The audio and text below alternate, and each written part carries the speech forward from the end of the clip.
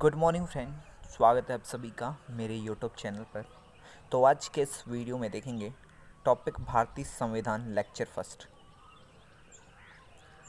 हर समाज के कुछ मूलभूत नियम होते हैं, इसी से समाज का स्वरूप तय होता है और अलग अलग समाजों के बीच फ़र्क पता चलता है। कहने का मतलब है कोई भी समाज हो उसके कुछ कायदे कानून नियम होते हैं जिससे उस समाज का स्वरूप तय होता है कि वह समाज किस प्रकार का है, और अलग अलग समाजों के बीच इसी स्वरूप से फ़र्क का भी पता चलता है। बड़े समाजों में कई अलग अलग समुदाय एक साथ रहते हैं। जब समाज बड़ा होता है तो कई समुदाय एक साथ रहते हैं। वहाँ नियमों को आम सहमति से तय किया जाता है। वहाँ जो भी कानून नियम बनाए जाते हैं किसी क्रिया विशेष के लिए, किसी कार्य के लिए, उसको आम सहमति से तय किया जाता है। आधुनिक देशों में यह सहमति आमतौर पर लिखित रूप से पाई जाती है। जो भी आधुनिक देश हैं उनमें ये सहमति आमतौर पर एक लेख के रूप में पाई जाती है, लिखित रूप में पाई जाती है। जिस दस्तावेज में ऐसे नियम मिलते हैं उसे संविधान कहा जाता है। और ये लिखित रूप से जो सहमति होती है जिस दस्तावेज में मिलती है उसे संविधान कहा जाता है। 1934 में भारतीय राष्ट्रीय कांग्रेस ने संविधान सभा के गठन की मांग को पहली बार अपनी नीति में शामिल किया। 1934 में भारतीय राष्ट्रीय कांग्रेस ने संविधान सभा की मांग को पहली बार अपने कार्यों में शामिल किया। दूसरे विश्व युद्ध जो कि 1939 से 1945 के बीच चला, इसी दौरान यह मांग, संविधान सभा की मांग और तेज हो गई और अंततः दिसंबर 1946 में संविधान सभा का गठन किया गया। इसी मांग के चलते दिसंबर 1946 में संविधान सभा का गठन किया गया। दिसंबर 1946 से नवंबर 1949 के बीच संविधान सभा ने स्वतंत्र भारत के लिए एक नए संविधान का एक प्रारूप तैयार किया। दिसंबर 1946 से नवंबर 1949 के बीच संविधान सभा जो थी वो एक स्वतंत्र भारत के लिए एक संविधान का प्रारूप, नए संविधान का प्रारूप तैयार करने में जुटी रही। और उन्होंने दिसंबर 1946 से नवंबर 1949 के बीच ये प्रारूप तैयार किया। 150 साल की अंग्रेजी हुकूमत के बाद भारतीयों को आखिरकार अपने भविष्य को तय करने का मौका मिला था।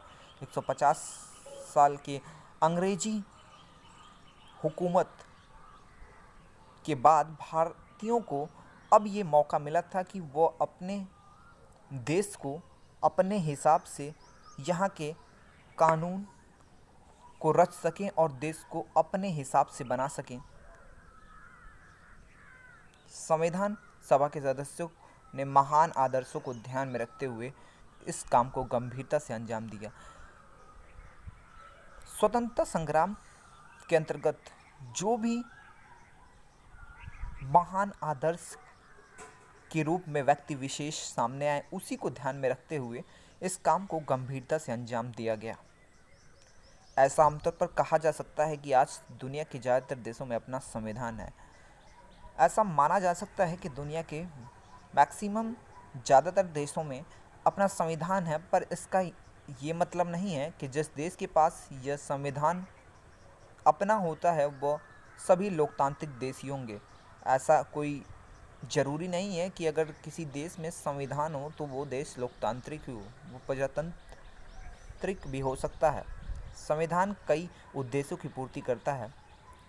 पहला, यह दस्तावेज उन आदर्शों को समाहित किए हुए है जिसके आधार पर नागरिक अपने देश को अपनी इच्छा अनुसार रच सकते हैं।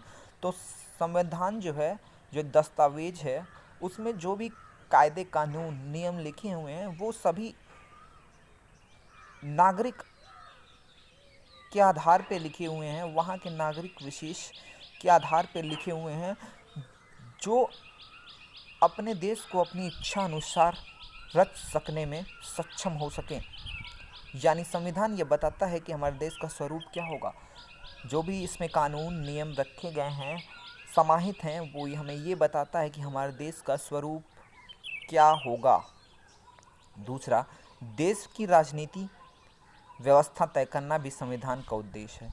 देश की राजनीतिक व्यवस्था कैसी होगी उसका भी तय करना संविधान का एक प्रमुख उद्देश्य है। संविधान की परिभाषा। किसे कहते हैं संविधान? यह नियमों का एक ऐसा समूह होता है जिसको एक देश के सभी लोग अपने देश को चलाने की पद्धति के रूप में अपना सकते हैं। ये एक ऐसा नियमों का, कानूनों का समूह होता है जिसको कोई भी देश का प्रत्येक व्यक्ति अपने देश को चलाने की पद्धति के रूप में ये अपना सकता है। नेपाल में लोकतंत्र के लिए जनसंघर्ष की बात करें तो 1990 में लोकतंत्र की स्थापना नेपाल में हुई। उसके पहले राजतंत्र हुआ करता था। 2002 में राजा ज्ञानेंद्र माओवादी संगठन के बढ़ते प्रभाव का बहाना बनाकर सेना की मदद से सरकार की विभिन्न कार्यों को अपने कब्जे में लेना शुरू कर दिया।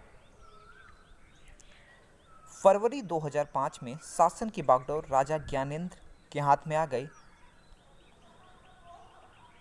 माओवादियों ने नवंबर 2005 में अन्य राजनीतिक दलों के साथ 12 सूत्री समझौता किया।